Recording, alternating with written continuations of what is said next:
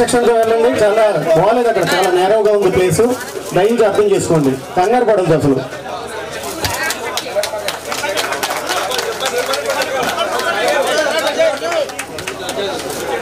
మరి మీరు బొకేలు ఇచ్చిన తర్వాత డయాస్ ఖాళీ చేస్తే మరి సోదరి మనులు అందరూ కూడా మరి సేమ్ కార్యక్రమం నిర్వహిస్తారు.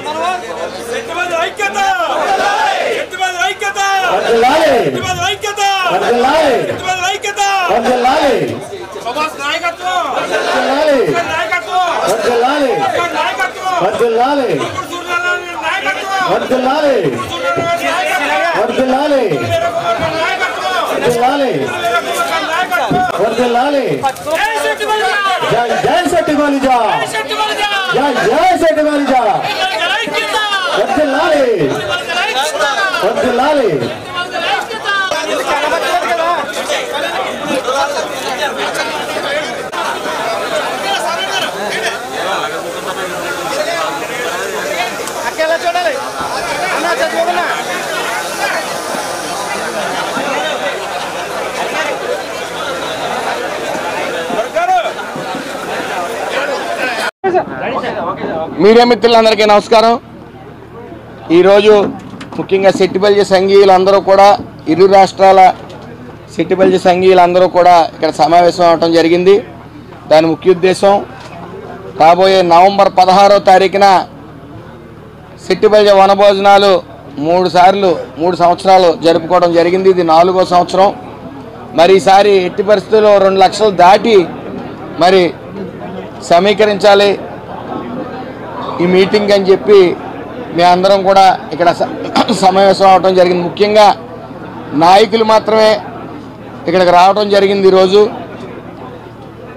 రాష్ట్రం నలుమూలల నుంచి, ఇతర రాష్ట్రాల నుంచి కూడా ఈరోజు సుమారు 1500 మంది ఈ మీటింగ్కి అటెండ్ అవ్వడం జరిగింది. ఎంత వర్షం ఉన్నప్పటికీ అందరూ కూడా చాలా క్రమశిక్షణగా ఉన్నారు. గతంలో 70,000, తర్వాత 1,00,000, తర్వాత 1,50,000 మంది మరి వనభోజనాలు ఇదే వేదిక మీద, ఇదే సైట్లో కూడా పెట్టడం జరిగింది. ప్రశాంతమైన వాతావరణంలో వచ్చి ప్రశాంతమైన వాతావరణంలో వెళ్ళటం.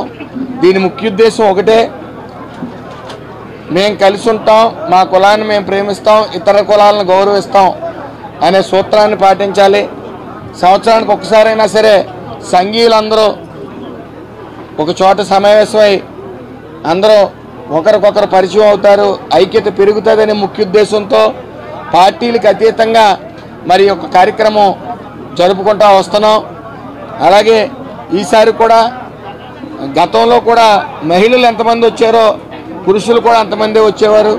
ఈసారి మహిళలు కూడా ఎక్కువ వస్తారని అంచనా వేస్తూ ఉన్నాం.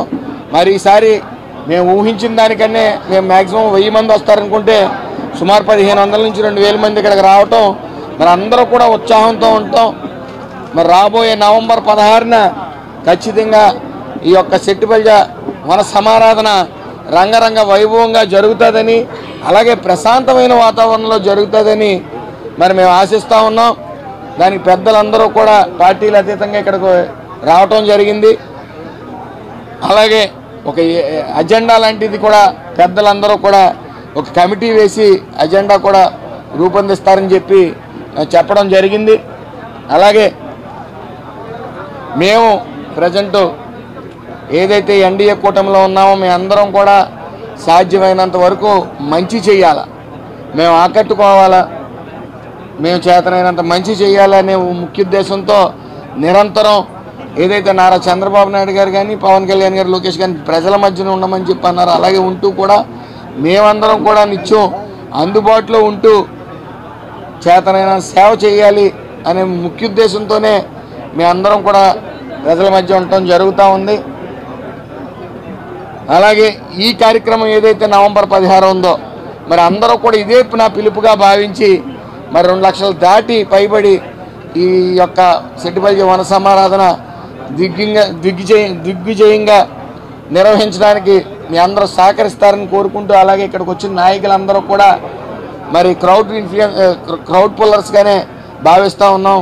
మరి గతంలో కూడా 500 మందితో పెట్టుకునే తొలి మీటింగు ఈసారి 1500కి చేరిందంటే ఖచ్చితంగా రాబోయే నవంబర్ 16వ తారీఖున జనసంద్రం అవుతుందని చెప్పి మీ అందరికీ తెలియజేసుకుంటూ అందరికీ నమస్కారం.